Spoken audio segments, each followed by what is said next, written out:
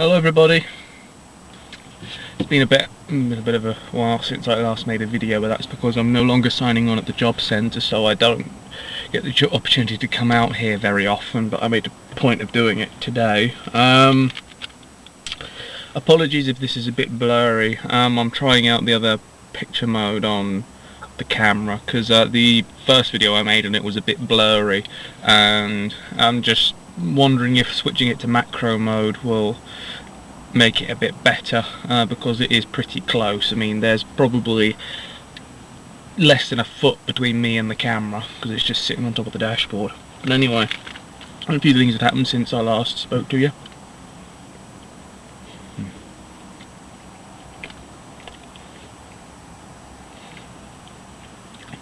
Excuse the food. I've not had a very big dinner today because my parents are out, so just supplementing it with stuff from Asda. You see, I'm a very big fan of pork pies. I've been eating them my whole life, and the differences between them can be quite shocking. I've had name brand ones that have tasted horrible by my standards. I've gone through butchers and bought fresh handmade ones. They've been lovely. Some of them that I've had from butchers haven't been all that great. When it comes to supermarket brands, I find that Tesco's own value brand is the best, personally. It's the one I've had the most throughout my life.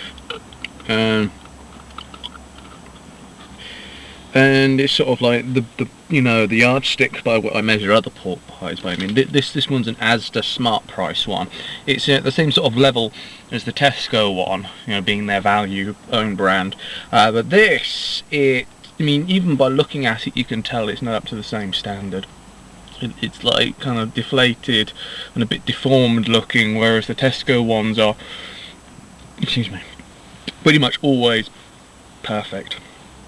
It doesn't taste as great either, and there's really no jelly in it at all.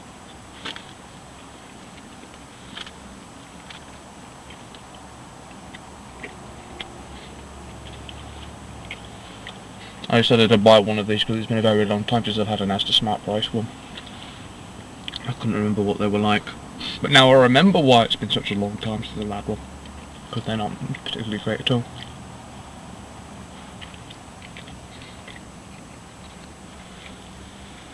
But anyway, I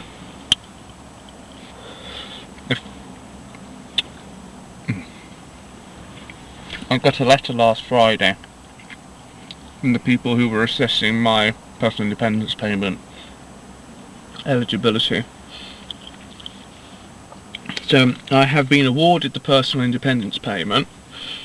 It's about the same as what the standard rate of job seekers allowance is, but my job seekers allowance is reduced because I've got savings. So instead of like the £54 per week, I get like 30 something pounds per week, or is it like £16? Might even be as low as £16, because I think they double it every 2 weeks and it gets paid in arrears. I'm not sure, but yeah, it's not a lot, but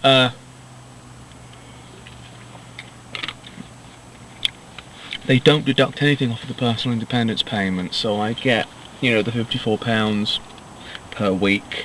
I was reading the letter and I was laughing as I was reading the letter. Your personal independence payment claim has been awarded, starting from date in March 2015. We will contact you again in March 2025 to see if you still require it. 2025, that's 10 years. So, nobody's asked me any questions. I never had to be assessed by anybody. So they've literally just given me this personal independence payment for a decade, a whole decade. I was amazed.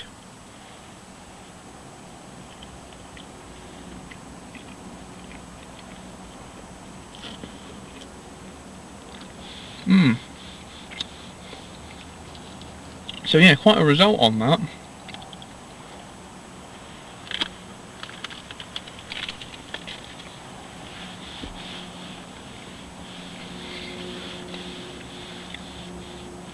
I'm still waiting to hear back about the employment support allowance, but I will get that. There's no doubt about that because I've been signed off from work by my doctor, and it's just a matter of time, waiting for them.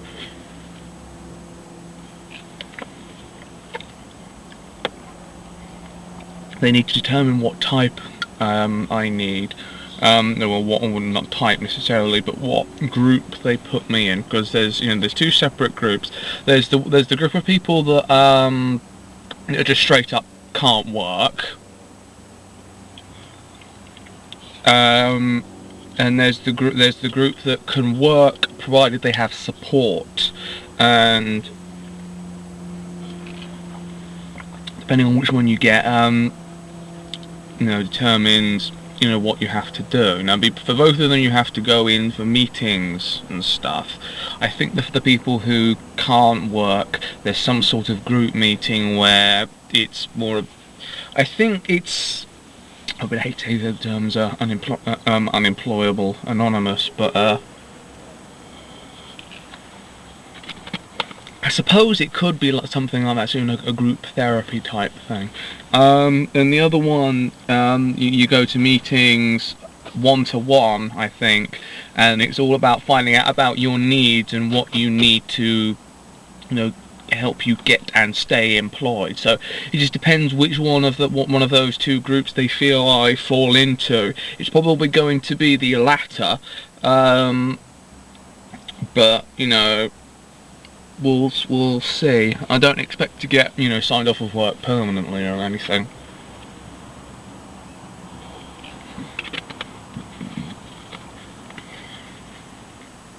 But so far, the stuff that I haven't expected to happen has. So yeah.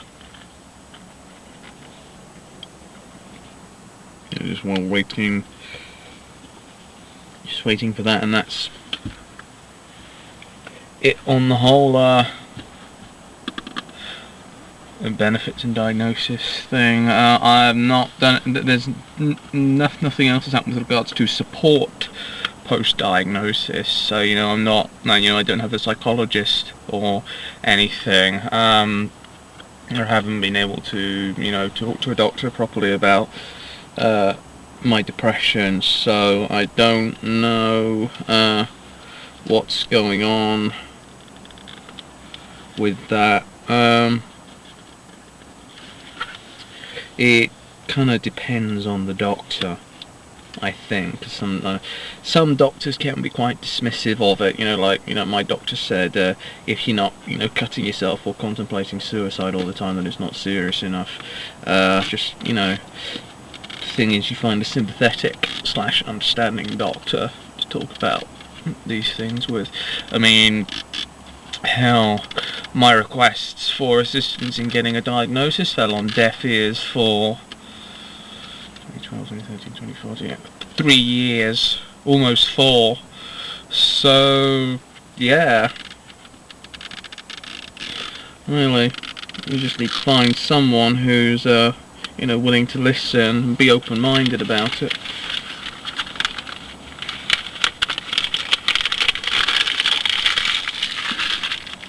But on Saturday, we were supposed to be going to a car show. Then I asked that a few days before, I asked my mum, we're still going to the car show on Saturday. She said, no, we're not, because I'm going to football. And I'm standing there thinking, so I have to miss out on something I want to do that only comes around once a year that I haven't been to since 2013, so that you can do something that you do every fortnight and have done for the last 40-something years.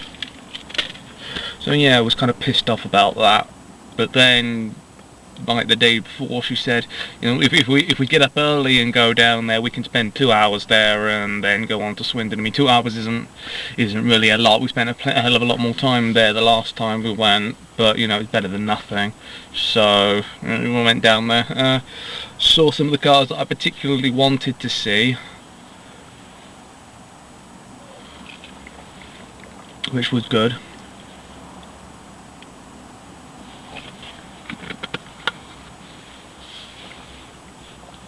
Added yet another car to the list of cars that I would like to purchase in the future.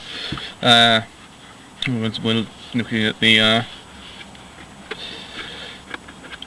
over at the BMC 1800s, and BMC stands for British Motor Corporation. You know, they had Austin Morris, Wolseley and stuff in the 60s and 70s.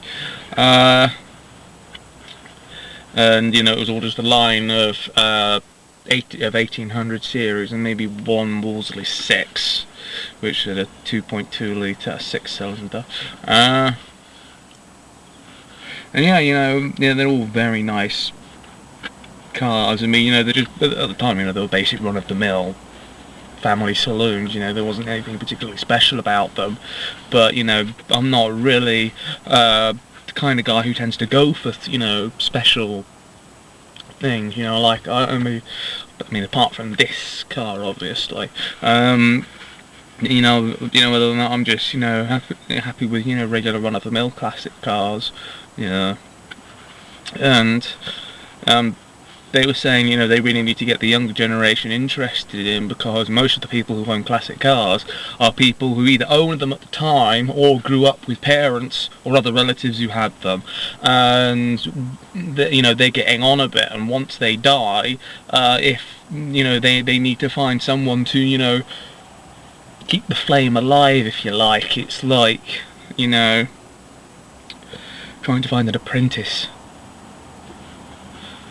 and all of that. And you know, my mum said that you know, me and my dad were you know, were looking at one of them and chatting with the owner about it, while she was being harangued by a bunch of gentlemen from the owners club saying, you know, you should let him get one, we need younger people, you know, go on, let him get one, let him get one. And yeah, my mum says that, you know, I can't get one because we don't have the room, and of course you know, having a job is a bit of a, you know, a hindrance with that as well. Yeah, I mean, we've got 4 cars as it is. I mean, my mum's got one, my dad's got one, my brother's got one, I've got one, and there's limited parking available where we live. So it's, you know, me getting a classic car isn't a likely prospect anytime soon. You know, I want to get my own place, provided that it's got storage for more than one car, sure. Or when my parents eventually die, but that's probably not going to be for another 20-30 years.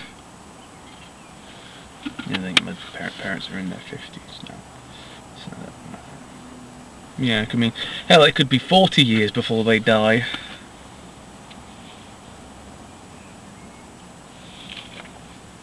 So it's unlikely that I will be getting one in the foreseeable future, unfortunately.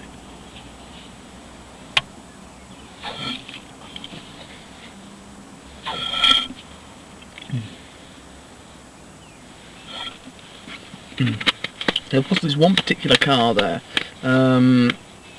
It was the Morris Marina estate. Now, the Morris Marina is not a very loved car in Britain. It had a terrible reputation at the time, you know, rust breaking down, you know, all sorts of stuff. But then again, a lot of British cars had rust problems and breaking down problems because British Leyland were a bunch of idiots. You know, bloody union workers, you know, going on strike the moment someone looked at them funny, and not having pride in their workmanship. So the cars that were coming out of the factories, I mean, honestly, it depended on the guy who built it. Either you got a really good one, or you got a piss poor one, and that sullied British Leyland's reputation quite badly, which culminated in them going under in the early mid 80s.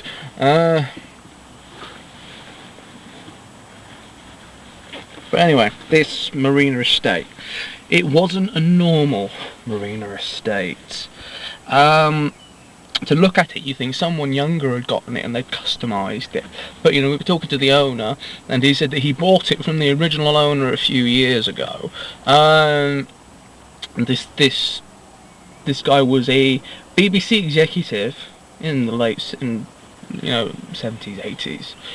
So, he had a lot of money, and I expect he could, drop a few names or what have you to get people to do things for him. And he was also gay. He was, the way that this gentleman put it is that he was quite gay. So I'm guessing, he was, one of those stereotypical queens. So when he went to British Leyland and said, I want a Marina estate, but I want you to customise it for me. Here's all this extra cash, so good work. So he got 16 layers of paint put on it, which in hindsight was a very good thing because the thing is completely rust free. He also got rally wheels and tyres put on it. He got a rally steering wheel put on it. He had a top of the range cassette deck put in it. They had a special order from Germany, and ridiculously lurid seats. They're like multicoloured. Brown, orange, green, etc. And it was fully carpeted in 1970s house carpet. You look at this stuff and it's like, the garish, brown and orange floral pattern all over the floor, and a pistol grip gear stick.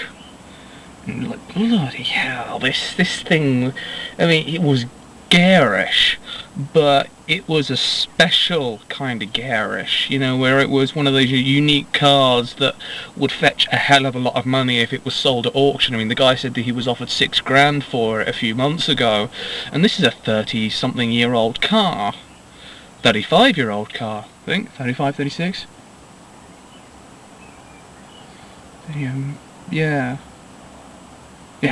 Yeah, 36 years old.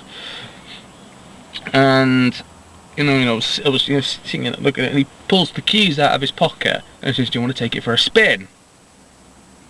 Yeah, sure. So that, pulled that around in it for a little bit. And I'd say for a 36-year-old car, it was quite nippy. They weren't exactly your cars of the, British cars of the 70s, unless you were buying yourself a sports car or something, like an MG or something like that. They weren't exactly known for being sprightly. We're talking cars that couldn't even muster 100 miles an hour back in the day, and this thing was like quite nice. You might have had something done to the engine, maybe tuned it a little or something, but I could quite happily drive this thing down the motorway, and it's not. Wouldn't be like one of those, your average classic cars that you see that pull along at 55. I imagine this thing could tear it up, and this is just, this is a family estate. So the way it drove certainly lived up to the way it looked. Yeah, it was a nice thing getting to drive an old special classic car, but I wouldn't own it. Not my kind of thing. I'm not into custom cars. I like things to be, stock, original. One guy who had one of those Austin 1800s, he bought an automatic and converted it to a manual. And these days that, it seems silly, but these days if you did that, you just swap out, the gearbox and the gear stick. And on the Austin 1800, the thing was on the dashboard. I don't think you call it a column changer because it wasn't on the steering column, but it was right next to the steering wheel on a lever. That was still there. And he had a manual gear stick, where you would expect to find a manual gear stick, and I imagine that would be quite confusing. Apparently, he said that if you put the automatic gearbox in drive, the car wouldn't go. So I think you have to leave it in neutral or something like that, and use the manual gearbox to drive everything. But yeah, that's not something you see every day. Car with 2 gear sticks. Yeah, I did notice these other interesting things there. There was this old Leyland flatbed. Well, it was bigger than a van, but not big enough to be called a lorry. It could have been called a lorry in its day, but I wouldn't call it a lorry now. It had been fully restored, and the flatbed, because these things were pretty much coach built in those days, it was made of solid hardwood. And this wood was brand new, finally oiled and varnished and what have you. And it must have cost them a fortune to get all that wood. I mean, it wasn't, cheap plywood or anything. This was proper hardwood. And I was amazed that they'd been able to spend that kind of money on something. And then you've got, other, touring cars, rally cars. Even had a few old police cars there. I got to sit in the Rover P6 V8 police car, and all the gadgets and stuff in it. The siren still worked. They had megaphone and searchlights on it, or spotlights. There would be no searchlights, and all sorts of other stuff. And they had an extra speedo. It's just sitting in the middle of the dash. Of course, the police radio and everything. And I asked her what the second speedo was for, and they said that the woman who owned it said that it had been specially calibrated to be exactly accurate to the speed that the car was going, because this was a high-speed traffic car. It was used to follow speeding motorists, record the speed that they were doing, and then issue them with a ticket, so that they knew exactly how fast they were going, because the speedos that the cars were fitted with from the factory weren't completely accurate, and they needed to be accurate for legal reasons. And I thought, that was an interesting tidbit of information that I didn't know about. Yeah, the Rover V8 is a very good engine. They only stopped making it a few years ago. It was like 2008, maybe. Yeah, started out life as a Buick V8 in America, but it wasn't very successful there. And one of the Rover's chief engineer went out to the States, with a mission of finding an engine that they could buy, to build under license.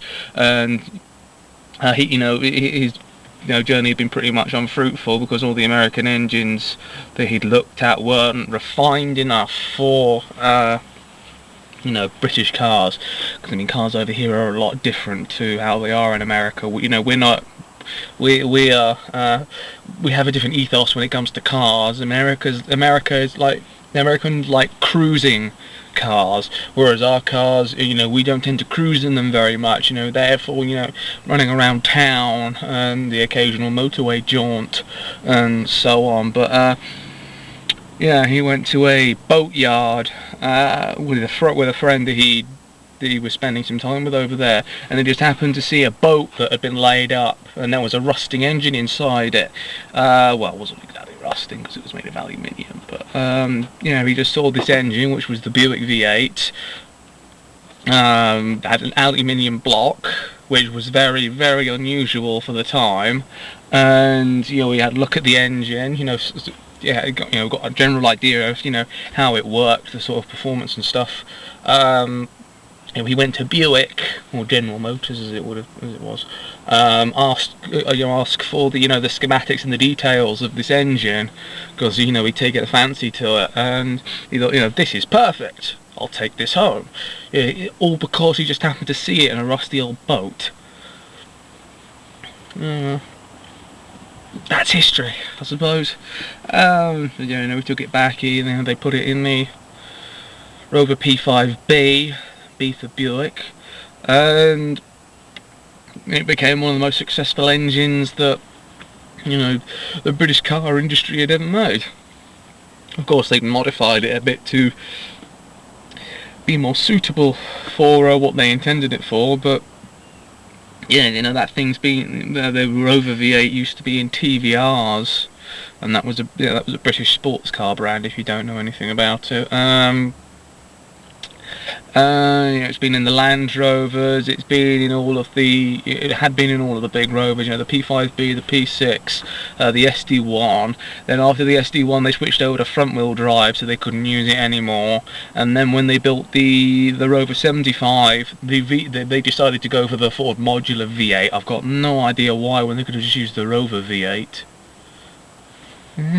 I don't know why. If they hadn't used the Ford Modular V8, I'd be quite tempted to get a V8 version of this, because I really like that engine, but, you know, they didn't. So, yeah, lots of gadgets. They even converted it to diesel to use in, you know, commercial vehicles and stuff. So, yeah, they did a hell of a lot with this engine. God, I'm rambling. You know, computers and cars and, you know, to some extent sci-fi, stuff that I can ramble on forever and ever and ever. Yeah, I'm not sure how long I've been filming for, so let me just have a look. 26 minutes. Yeah, it's not that long. Shorter than my last video. But yeah, yeah, I mean, I do like going to classic car shows and, you know, seeing all these, you know, beautiful cars and talking to their owners about them. I've been going to car shows all my life. Something that my parents got me into. But yeah, definitely do want to get a classic car at some point. There are lots on the list of cars that I want, but, you know, to start with, you know, I'd probably get something, you know, basic and reliable, you know, such as the Austin 1800, because I was looking around at, you know, buyer's guides for that, and from what I understand, the parts for those are so, you know, because of the way the British Leyland and BMC work, they use lots of different parts, you know, lots of the same parts on different cars, so that, you know, there's plenty of them around, and there's lots of stock, and also there's pattern parts available, you know, reproduction stuff. And according to this buyer's guide, the International Land Crab Owners Club, because they were called land crabs because of the way they looked, no Austin 1800 is off the road because the owner can't find parts for it. So, you know, pretty much anything that goes wrong with it, you'll be able to find a replacement part fairly easy, and, you know, that's always good. I mean, depending on when I get one. I mean, my dad's probably the one who does most of the work on it, because, you know, he grew up with this stuff. I mean, he used to change engines in cars with his mates all the time back in the 70s. You know, he did it with his own car when he had a Spitfire, because the engine blew up in it. Yeah, and it's something I do very much want to do at some point, but unfortunately it probably won't be for a while, which is a shame. I nearly got one once. Some friend of my mum's, him and his wife like having, you know, classic cars, and they had a 1960s Wolseley 1500, I think it was, and they were looking at selling it, and my mum said to me, you know, I'm hoping he'll offer it to you. That was back when I had my first car, which was a Rust Bucket, but they never did, so I didn't get it. And then because my first car, you know, that we had problems with that, I mean, the head gasket was going, which is why I had to get rid of it. And the second car I got, which was a Rover 800 Sterling, which was from 1998, I think it was a 1997 or 98 model, that was incredibly unreliable. Things went wrong with it all the time. That soured my mother to the idea of me having one completely, because she just assumes that it will be a complete nightmare, even though anybody who owns a classic car will tell you it depends on the car and how well it's been looked after. As with any car, I mean, you can find a car that's, you know, only a few years old, that's been, you know, run ragged, and, you know, parts are failing, it's got, you know, damage everywhere, it's a bit rusty. Yeah. But such is life.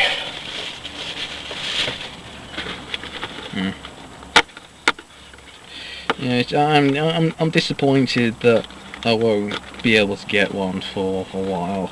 It'll probably be several years, maybe even decades, before I ever get one. And by that time, they'll be so scarce and so expensive. There wouldn't be any point. I'll be looking in, instead of getting, 60s, 70s cars, or maybe 80s cars, I'll have to be looking at 90s cars. There's nothing necessarily wrong with 90s cars, but it's just not the same.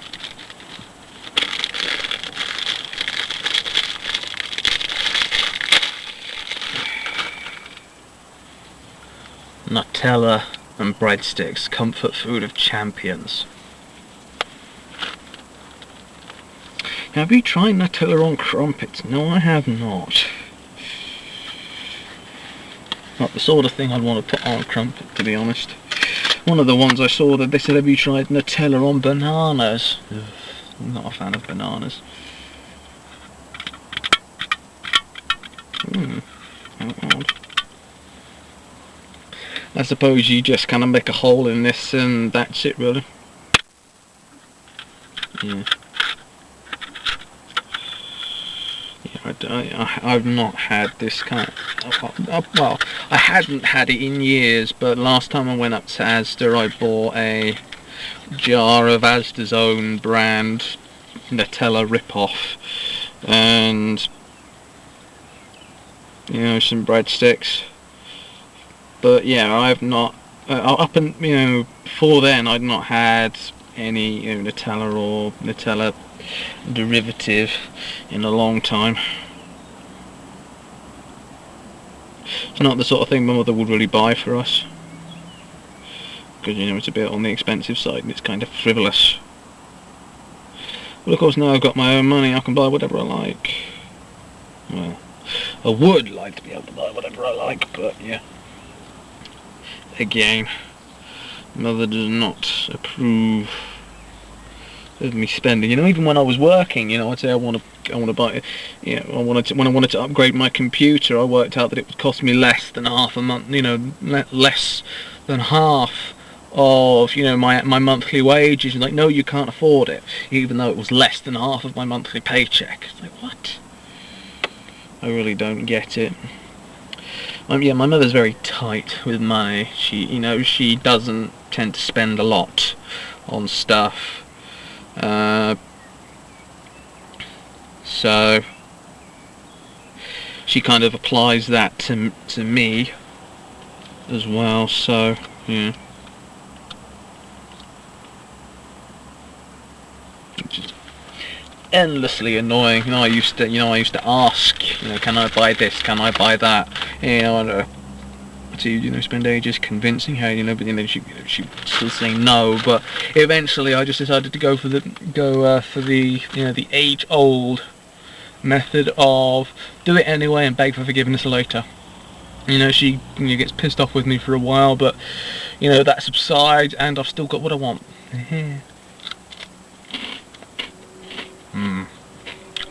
Lovely Nutella. This is so much nicer than the Asda stuff.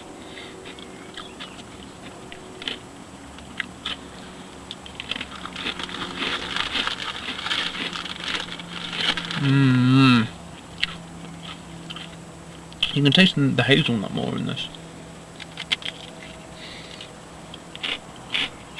The Asda one tastes more chocolatey.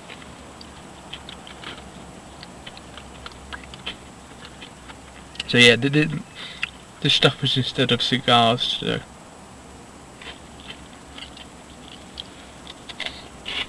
It's getting darker now. Only like 2 or 3 weeks ago, 8 o'clock would have been pitch black. But now it looks, like 4 p.m.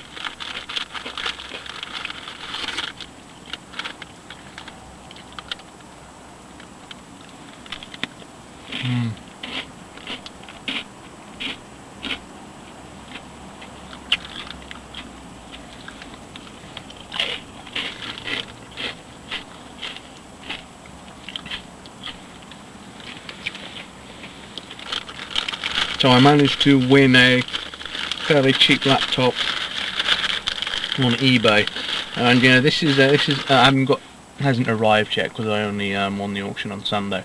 But this is a fairly interesting laptop because, you know, whenever I look at buying a laptop or, you know, a computer or what have you, I'll look at, you know, the possibilities for upgrades. And this thing, when I was looking up on forum posts, it turned out it's actually got a desktop CPU in it,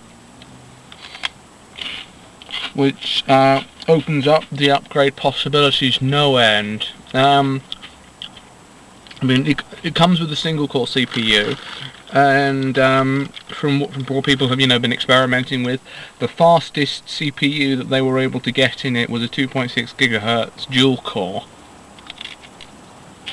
And this is an AMD CPU, so that's there. That's an AMD Athlon 64X2 5050E, which was the low power consumption variant of the range, and you know, it's the same wattage as the CPU that was in there to begin with, and a few people suggested it might be possible to put, you know, 3 and 4 core CPUs in it, because there were a few that were still, you know, that were rated for the same wattage as the original CPU, 35 watts. But unfortunately, the modding community lost steam around then, and everybody, you know, by then, people had sold their laptops and had, you know, bought newer ones. So never established if it would work or not. So yeah. Because we're going on holiday on the 8th of May, and I want to bring the laptop with me, I've ordered the CPU in advance because it has to come from Hong Kong. I wouldn't normally do that. What I normally do is I get the laptop, make sure everything worked with it, and then order it. But I wouldn't have enough time to do that this time because I'm going on holiday. It takes a while for things to get here from Hong Kong. So, you know, if I'm lucky, it should arrive with a few days to spare, because eBay tends to overestimate stuff. I mean, it says it could get anywhere from between the 28th and the 12th, I think, and we're going on the 8th. But it should be there on time. Yeah, the laptop. It was listed as for parts not working because it said that it was missing a hard drive. But a lot of people will do that, you know, if something's missing RAM or a hard drive or a CPU, what have you, that it will be listed as, you know, for parts not working, and you know, which, you know, someone like me who knows what they're doing, you know, they can buy it cheap and get the missing parts for it.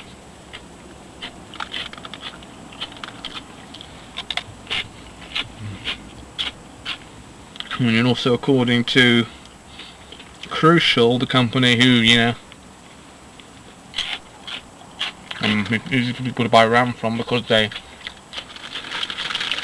get in touch with the manufacturer to find out what the maximum RAM and the compatible RAM speeds and types from the system manufacturers. They say that the system can only take 2 gigs of RAM, but from what I've read on forum posts, it can actually take 4 gigs. You just have to buy 6400 speed. So I've got some of that coming as well.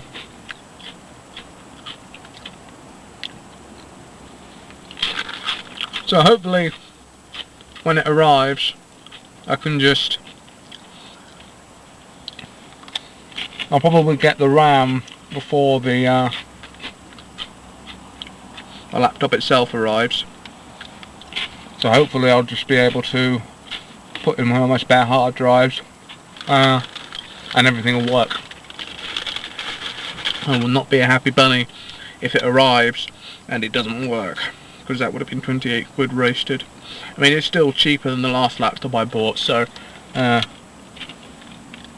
with the money that my dad will be giving me when his birthday comes around for the old one, no, I've still got some extra cash left over to get another one.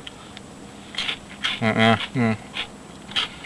I'd be more comfortable knowing that it worked, because I've already ordered the extra parts for it. But yeah. Wish me luck. Anyway. Where's your bubble? Getting making a move. Yeah. Yeah, nobody gave me any questions for my Q&A video. I have to make a post about it on my Tumblr. And ask here again. Can you send me some questions if you've got any that I can, write down and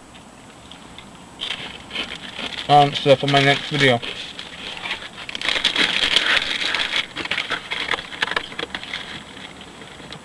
But anyway, I should be going now.